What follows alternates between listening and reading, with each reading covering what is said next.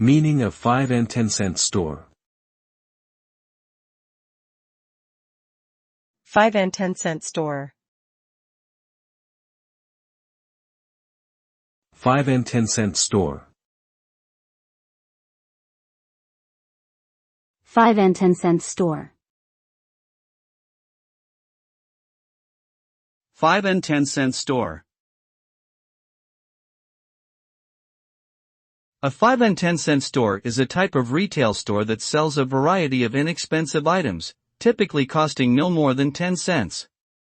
The name originates from the prices of items sold in the store, with most items priced at either 5 or 10 cents.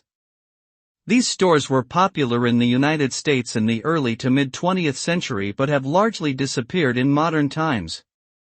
They were known for selling a wide range of goods, from candy and toys to household items and clothing.